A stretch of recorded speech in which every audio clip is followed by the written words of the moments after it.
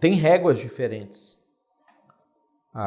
Jesus fala, em parábolas de talentos ele fala sobre isso, em outras parábolas ele conta sobre isso. Ele fala assim, quem muito é dado, muito será cobrado. Então, tem régua diferente. Agora, tem régua. E quem não foi dado nada, vai estar na régua. Também vai ser julgado. Então, todo mundo vai ser julgado, mas em sendo julgado vão existir alguns critérios para poder pesar essas situações. Aí quando a gente entra nessa situação, o que Deus está fazendo? Ele está conduzindo o mundo para um rumo que envolve, inclusive, a nossa salvação das pessoas que ficaram para trás, do futuro, e um desfecho para essa época aqui. Deus queria que fosse assim desde o início? Não era a vontade dele.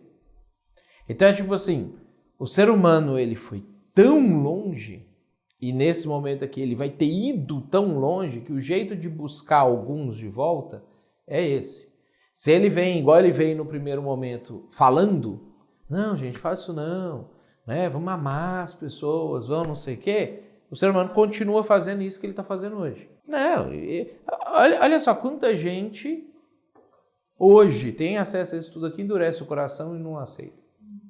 E não acredita, ou até acredita, mas vou viver minha vida em pecado mesmo, tô nem aí. O Ananias e Safira, por exemplo, que venderam o troço lá, o terreno deles lá, e deram só metade do dinheiro, eles viram. Eles eram pessoas de Jerusalém que presenciaram o que aconteceu. E aí, de repente, subiu no coração deles assim, não é que eu vou largar Jesus. Eu vou ficar, mas também vou ficar malandramente no negócio. Então, o ser humano é assim, difícil. Por quê? Porque veio só falando. Então, aqui, nesse outro momento, é tipo assim, bom, quem quis enquanto eu só falei, tamo junto. Mas agora eu vou impor o que é para ser. Agora o bicho vai pegar. Então, esse é o tipo de régua, vamos dizer assim. Né? A gente está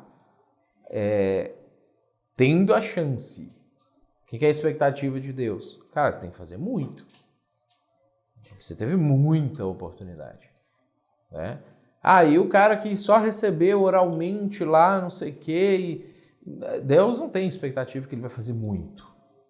Né? Poxa, ele recebeu um pouquinho, então aceita isso aí, vocês. Aquilo que a gente leu, primeira e segunda aula, na igreja de Tiatira, que ele vira, quer ver? Olha só lá no capítulo 3 do Apocalipse, no 2 do Apocalipse, ele chega e fala aqui, versículo 24, digo todavia a vós outros, os demais de Tiatira, e tantos quantos não têm essa doutrina, que não conhecem, como eles dizem as coisas profundas de Satanás, outra carga não jogarei sobre vós, tão somente conservai o que tendes até que eu venha. Tipo assim, para esse pessoal aqui da igreja católica, por exemplo, que não missa em latim, não tinha Bíblia para eles e não sei o quê, Deus vira e fala assim, não se envolve com as coisas profundas de Satanás, que eu não vou exigir muito mais de vocês. Né? Outra carga não jogarei sobre vós. Guarda o que você tem. Né? Segura o que você recebeu, que aí eu vou voltar e vai estar tudo certo. Então, pouco foi dado para eles, tiveram pouco acesso. Então, assim, só o que você entendeu aí, se você conseguir viver isso aí, já tá bom. Para nós, a oportunidade que nós temos, a carga é diferente. Vai ter níveis de sofrimento? Tipo, vai ter as réguas, infernão, inferninho? Vai. Jesus usa uma expressão, ele fala sobre, vão receber muitos açoites e poucos açoites, quando ele fala sobre o inferno. Então, trazendo essa ideia de gente vai sofrer mais e gente vai sofrer menos.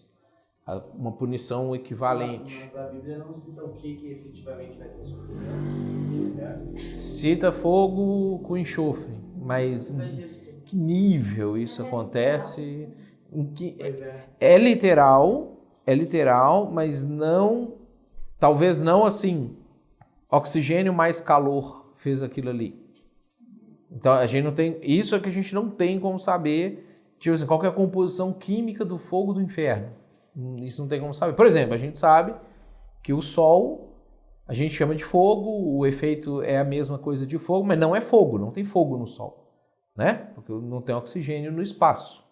Então, a fusão química que faz o Sol ser daquele jeito lá é outra, é com hélio, é outros elementos químicos que se fundem ali e aí isso gera aquilo ali. Agora, no planeta Terra, o efeito do Sol gera fogo, né? Se eu colocar uma lupinha ali na folha seca, o Sol brota fogo. Por quê? Porque o calor excessivo com o oxigênio gera fogo.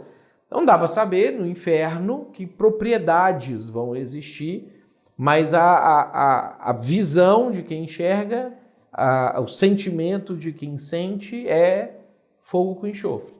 Não pode ser realmente literal, pode ser uma mistura de um troço lá que gera aquilo ali. Então o Dante tem razão no livro dele, o Inferno de Dante. E o que é o bicho que nunca morre? É a ideia de pragas que existem ali no inferno que ficam se renovando constantemente para... Porque o que ele fala ali do bicho que não morre e do fogo que não se extingue? É que a ideia que eles poderiam vir a ter era tipo assim, mas o cara vai ficar um pouquinho no inferno, depois acaba, né? Ou o fogo fica queimando lá, mas depois consome tudo e para, né? Ou o verme que está comendo o cara ali morre e acaba. É a ideia simbólica, é a ideia de o sofrimento vai ter fim. Aí Jesus fala, não, o fogo nunca apaga e o verme nunca morre. Mostrando a ideia de Jesus ali é mostrar essa ideia de continuidade. Não vai chegar um momento que Deus vai falar assim, agora deu, todo mundo que está no inferno deixa de existir. Ou para de sofrer. Ou fica na zona fantasma, igual era com o Superman antigo lá no negócio. Então, porque o que a gente observa na igreja medieval, sei lá, no ano 1000, no ano 800, o padre do dia a dia, não estou falando do papa, do bispo corrupto, o padre do dia a dia, ele ia lá falar de Jesus para as pessoas. Ele ia meio capenga, falava umas doutrinas erradas. Mas ele ia lá e falava pro cara assim, Jesus é Deus, ele tinha um credo apostólico, a igreja sempre teve isso ali, então ele recitava o credo, então mesmo eles não tinham Bíblia, eles decoravam um credo, então ele entendia assim, o básico do básico do básico sobre Jesus, e aí ele falava, você tem que se arrepender dos seus pecados, e você tem que acreditar em Jesus que ele te salva. Então, ele não conseguia ter a clareza que a gente tem a oportunidade de ter a respeito de quem é Deus, a Bíblia, Jesus, não sei o que, não sei o que.